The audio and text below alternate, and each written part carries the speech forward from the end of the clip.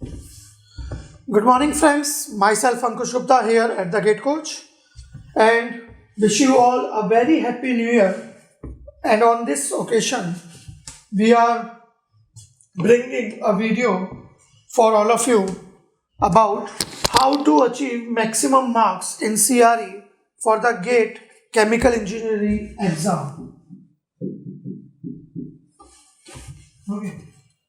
As all of you know that in GATE exam there are total 65 questions, the total marks are 100, and out of those 100 marks, 30 marks, almost 30 marks for math and aptitude, that is the non-technical section, and approx 70 to 72 marks for the technical section, where we see 10 chemical engineering subjects from process calculation to chemical technology.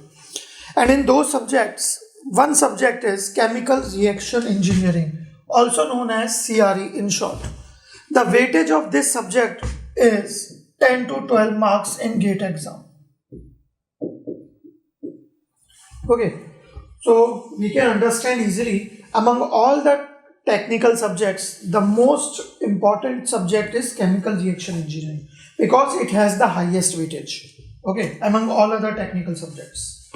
And the best part is, in this subject, where they ask almost 10 to 12 marks question every year, we can easily secure 9 to 11 marks minimum.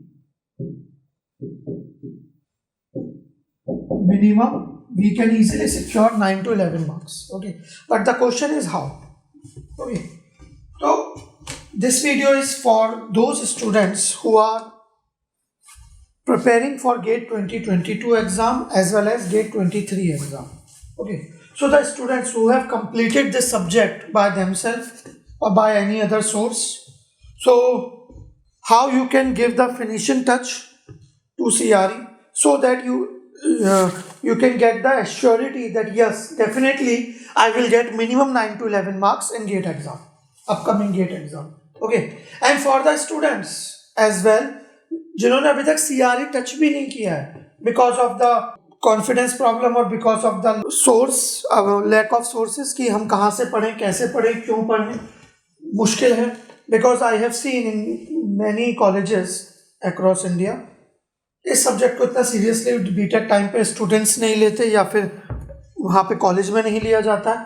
ठीक है, तो हमें लगता है जो चीज़ अब हमें पता नहीं है तो हमें लगता है कि वो डिफिकल्ट है. Why this subject is one of the scoring subject जहाँ पे आप इजीली 10 to 12 मार्क्स में से 11 मार्क्स लगा लो, कितना हुआ, इवन 12 मार्क्स में से आप 9 मार्क्स में देखोगे तो आप अबाउट 80% बनता है. तो मिनिमम 80-90% मार्क्स हम इस सब्जेक्ट में इजीली सिक्योर कर सकते हैं. बट द क्वेश्चन इज कैसे. अब उसके लिए मैं आपके साथ इसका एक एनालिसिस शेयर करूंगा, लाइव एनालिसिस हम देखेंगे जो मैंने खुद किया है अपने एक्सपीरियंस पे. ओके, तो I have came along with the last 10 years questions from this subject. अब इस सब्जेक्ट में क्या है, अगर आप थोड़ा, आई होप ये स्क्रीन आपको विजिबल है. ओके, तो if you see I have divided this subject chemical reaction engineering in different sections. दो sections are reaction kinetics, ideal reactor, multiple reactor system, multiple reaction system, non-ideal reactor, non-isothermal reactor, and heterogeneous reaction system. If you see the last 10-year papers, okay, I will also share the link of this Excel file in the description, तो आप वहाँ से भी check कर सकते हैं. हमें पता होना जरूरी है कि लास्ट 10 years में किस टॉपिक से कितने क्वेश्चन एग्जाम में पूछे गए हैं. ओके, और अगर आप यहाँ पे देखोगे ये 1 मार्क का कॉलम है, ये 2 मार्क का कॉलम है. From reaction kinetics, where we cover the topics like molecularity, order of reaction, methods to calculate order of reaction, kinetic equation to calculate the reaction time, kinetic equations for constant volume reaction system and kinetic equation for variable volume reaction system. Okay, सब easy part जो हम already 11th-12th में पढ़ते हैं physical chemistry में, वही part हमारा reaction kinetics में आता है, कुछ एक्स्ट्रा नहीं है. ठीक है, इसमें अगर आप देखोगे इन 1 मार्क का एक क्वेश्चन था, 2020 में 1 मार्क के 2 क्वेश्चन थे, 19 में कोई क्वेश्चन नहीं था, देन 18 में 1 मार्क का क्वेश्चन था, 17 में 2 मार्क्स के 2 क्वेश्चन थे, एंड सो ऑन.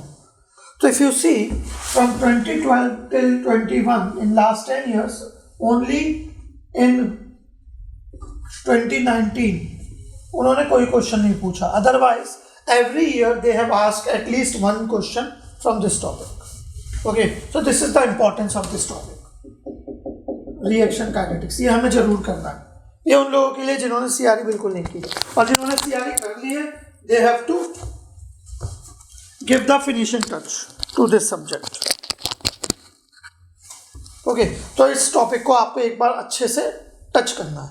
ठीक है, उसके बाद आइडियल रिएक्टर्स में आ जाते हैं आपके designing of PFR, designing of CSTR, designing of batch reactor. अगर आप हमारा यूट्यूब चैनल देखोगे तो ऑलरेडी सभी रिएक्टर्स पे हमारी डिज़ाइन इक्वेशन कैसे फाइंड आउट करते हैं और किस तरह से सॉल्व करते हैं उनके प्रॉब्लम्स वीडियो अवेलेबल है, सीएसटीआर की, बैच रिएक्टर की, पीएफआर की. तो आप चेक कर सकते हो.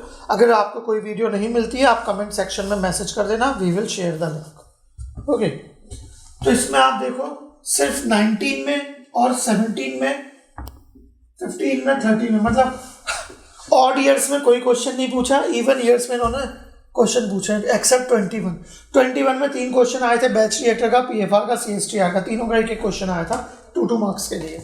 ओके, तो means every alternate year they ask 1 question from this. Okay, और ये थोड़ा इजी भी है. डिजाइन इक्वेशन कोई डिफिकल्ट टास्क नहीं है. आप अगर मटेरियल बैलेंस कर सकते हो तो आप इजीली उस क्वेश्चन को सॉल्व कर लोगे. ठीक है, तो ये भी हमारा एक इजी टॉपिक है. आप वीडियो देखोगे आपको खुद रियलाइज हो जाएगा. Okay, then multiple reactor system, जिसमें हमारे आते हैं CSTR in series, CSTR in parallel, PFR in series, PFR in parallel, CSTR, PFR in series और पैरेलल. ओके, तो उसमें हमारा पहले काफ़ी क्वेश्चन जो पूछते थे, पिछले 2 साल से कोई क्वेश्चन नहीं पूछा, तो हो सकता है इस बार शायद एक क्वेश्चन आपको मिल जाए. प्रोबेबिलिटी ओके पर करके तो जाना. And believe me, if you know the design equation of MFR, PFR, then you can easily solve the problems of multiple reactor system. उसमें कोई बड़ी चीज़ नहीं है. The thing is बस उन्हें कंबाइन करके सॉल्व करना है. पहले अलग अलग सॉल्व करते थे इंडिविजुअल रिएक्टर्स में. देन आपका आता है मल्टीपल रिएक्शन सिस्टम, जहाँ पे हम बात करते हैं series reaction, parallel reaction. Parallel reaction में आ जाता है सेलेक्टिविटी, यील्ड. सीरीज रिएक्शन में आ जाता है टॉमैक्स, टीमैक्स, सीआरमैक्स, ये सब. ठीक है, अगर आपने सिलेबस देखा तो आई होप आपको आइडिया होगा मैं क्या बात कर रहा हूँ. ओके, तो उसमें हर साल ऑलमोस्ट इन्होंने एक क्वेश्चन पूछा है, every alternate year again. Okay, तो this is also 1 question, you can expect 1 question from this topic again. Okay, और ये भी एक इजी टॉपिक है, कोई डिफिकल्ट नहीं है. अगर if you are comfortable with the reaction kinetics part, if you know how to write rate equations, then you can easily do wonders. Okay, the important thing is how to write rate equation and how to solve the differential equation. और वो बहुत simple है. यहाँ पे CRE में हमारे difficult methods use नहीं होते हैं, सिंपल मेथड्स होते हैं डिफरेंशियल इक्वेशन को सॉल्व करने के लिए. अगर आप, but the important thing is how you can write the rate equation. Okay, rate law, power law, if you no. Otherwise उसकी भी एक वीडियो हमारे चैनल पे अवेलेबल है, आप वो देख सकते हो, where I have explained how to write rate equation for any type of chemical reactions. Okay, then non ideal reactor, 1 very underrated topic. ठीक है, लोग इसे डिफिकल्ट समझते हैं. नॉन आइडियल रिएक्टर में आपका RTD analysis, non ideal reactor models, ये सब आ जाते हैं. लोग कहते हैं डिफिकल्ट है, बट ऐसा कुछ नहीं है. अगर आपको 10th क्लास तक की मैथमेटिक्स आती है और आपको इसके अंदर जो भी टर्मिनोलॉजीज यूज होती हैं उनका मीनिंग क्लियर है, तो आप इजीली इसके प्रॉब्लम सॉल्व कर लोगे. अब क्वेश्चन कैसे आते हैं, वी विल सी. बहुत ही ईजी क्वेश्चन आते हैं. ठीक है, अब आपसे अगर मैं पूछूं कि हमारे पास सपोज ये आरटीडी कर्व है, ठीक है, ये वैल्यू हो गई 1, ये हो गई 5, इसका मीन रेजिडेंस टाइम क्या होगा? तो हम सभी को पता है मीन वैल्यू क्या. अगर आपको मैथमेटिकली करना आप कर सकते हो, अदरवाइज डायरेक्ट ग्राफिकली सॉल्व कर सकते हो. मीन वैल्यू क्या होती है? अगर if you know the meaning, mean value is the one which divide the curve into exactly 2 equal parts. मतलब 2 इक्वल एरिया में जो डिवाइड कर रहा है. If it is equilateral triangle, तो यू कैन सी यहाँ पे 3 पर ये 2 एरिया इक्वल है. यू कैन चेक, ये वैल्यू कुछ दी होगी 5, 10 और वॉट एवर. तो 3 is the mean residence time. Solve, 2 marks का क्वेश्चन. ठीक है, एक सिमिलर क्वेश्चन उन्होंने स्क्वायर के रेक्टेंगल के लिए पूछा था. ये वैल्यू 5 थी, ये 10 थी, ये भी 10 थी. आपसे मीन रेजिडेंस टाइम पूछा था, तो इसका मीन वैल्यू क्या होगा? 7.5. So that's type of question for 2 marks they ask. Easy questions, okay. So इसमें कोई बड़ी चीज़ नहीं है, but the thing is we don't know, तो हमें लगता है कि डिफ़िकल्ट है तो भाई डिफ़िकल्ट है। बट रिमेंबर वन थिंग, अगर आपको एप्पल पसंद है बट आपके फ्रेंड को एप्पल पसंद नहीं है, इसका मतलब ये नहीं ना कि एप्पल ख़राब है। या फिर आपके फ्रेंड को ग्रेप्स मिल गए, आपको नहीं मिले, तो आप ये थोड़ी बोलोगे अंगूर खट्टे हैं, लो वो जो फॉक्स वाली स्टोरी है, ओके। तो हमें पता नहीं होता इसलिए हम ऐसा बोलते हैं। Non ideal reactor the easiest topic of CRE. People pray after attending my classes. यहाँ पे जो स्टूडेंट्स है वो प्रे करते हैं कि एग्जाम में नॉन आइडियल रिएक्टर से एक क्वेश्चन जरूर पूछें वो, ओके। सो ट्रस्ट मी, इसकी भी वीडियो हमारी अवेलेबल है, वो आप चेक कर सकते हो, ठीक है, उससे गो थ्रू हो सकते हो। देन नॉन आइसोथर्मल रिएक्टर, ये हमारा एक कॉमन टॉपिक है जो प्रोसेस कैलकुलेशन में भी आता है, energy balance on chemical reactions के नाम पर। थर्मोडायनेमिक्स में भी आता है, solution thermodynamics, chemical reaction equilibrium, and CRE में टेम्परेचर प्रेशर इफेक्ट और नॉन आइसोथर्मल रिएक्टर के नाम से, ठीक है। तो इसके जो क्वेश्चन है यहाँ पे आपको कम दिख रहे होंगे, बट एग्जाम में डेफिनेटली एक क्वेश्चन होता है almost every year, okay. If you see last 10 year papers you will find about 10 questions, minimum 10 questions, okay. कुछ जगह हमने पीसी में लिया है, कुछ जगह थर्मो में लिया है, कुछ जगह सीआरई में, तो वो कॉमन है, ठीक है, वो कोई इतना बड़ा टास्क नहीं होता। Energy balance is very easy thing, okay.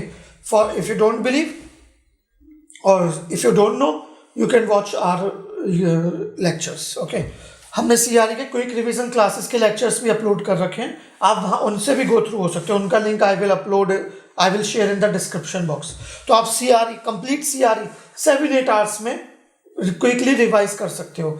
आपने सीआरई कंप्लीट कर रखा है तो फिनिशिंग टच देने के लिए, और अगर नहीं किया है बिल्कुल भी, तो एक आइडिया लेने के लिए, so that you can easily get at least 7-8 marks minimum. जिन लोगों ने कुछ भी नहीं किया वो सिर्फ क्विक रिवीजन क्लास कर लो, still you will get minimum 7-8 marks in CRE, believe me. But yes, condition is you have थोड़े हमारे लास्ट प्रीवियस 5 ईयर्स के क्वेश्चन पेपर्स भी सॉल्व कर लेना, so that you can have some good idea कि किस टाइप के question आते हैं और हम उन्हें कैसे सॉल्व कर सकते हैं, ठीक है। और अगर आपको कोई डाउट है तो हमारा टेलीग्राम का ग्रुप है, आप उसे ज्वाइन कर सकते हो, उसमें अपने डाउट्स शेयर कर सकते हो। We discuss the solution there as well, okay. The link of telegram group also you will find in the description box, सब कुछ description box में। And last, heterogeneous reaction system, the most important topic. Except 21, I don't know why, but every year they have asked at least 2 to 3 marks question. 2 to 3 marks question means अब 2 question पूछे हैं, 1 question पूछा है, वो उनकी choice है। 21 में question नहीं था, बट हर साल क्वेश्चन था। 1984 से 2020 तक हर बार क्वेश्चन पूछा गया हेटेरोजेनियस से। और इसका सिलेबस क्या है? छोटा सा सिलेबस है अब तो। थिले modulus, that is gas solid catalytic reactions, थिले मॉडुलस आ गया वहाँ पे। देन आपका catalyst deactivation and enzyme kinetics, उसकी वीडियो हमारी यूट्यूब चैनल पे अपलोडेड है, आप वहाँ से शेयर कर सकते हो, देख सकते हो। लिंक नहीं मिलता है, वीडियो नहीं मिलती, आप कमेंट बॉक्स में शेयर कर देना, we will share the link with you in that comment box, okay, कोई प्रॉब्लम नहीं है। और otherwise you can call on the numbers और you can mail on the of email ID, we will help you, okay. So you can see in 2020 13 marks का था, 21 में 7 marks का ही था, 2019 में 10 मार्क्स का, 12 11 14, तो इस तरह से that's why I am saying normalized weightage 10 to 12 marks, okay. तो CRE is one of the highly scoring subject along with process dynamics control. अगर आप लोगों को आइडिया है तो process dynamics control in GATE syllabus it is mention as instrumentation and process control, combined weightage of these 2 subject is about 20 marks and where you can easily get 17-18 marks, okay, minimum, okay. So and साथ में math और apti कर लो, 30 marks का almost math apti है, 20 marks का CRE PDC है, 50 marks का, तो यही 4 सब्जेक्ट है। आप इन 4 को कर लोगे ना तो कट ऑफ आपका इजीली क्लियर हो जाएगा। एनीवेज, हम कट ऑफ की बात नहीं कर रहे, हम सीआरई की बात करना है, तो हमारे पास एनालिसिस है, ठीक है। अब क्वेश्चंस किस टाइप के पूछे हैं उन्होंने ये भी जानना जरूरी है, ठीक है। तो मैं आपको कुछ क्वेश्चंस दिखाता हूँ, आपको आइडिया लगेगा कि सच में बहुत इजी क्वेश्चन आते हैं, ठीक है, सो दैट यू कैन बिलीव। अब सीआरई में हमारे पास क्वेश्चन आते हैं, हमारा CRE गेट क्वेश्चन ये है, ठीक है, ये हमने डिवाइड कर रखा है। आप यहाँ पे क्वेश्चंस देखो, CSTR and PFR of equal volume are connected in series. First order reaction है, easy question, you can solve. Okay.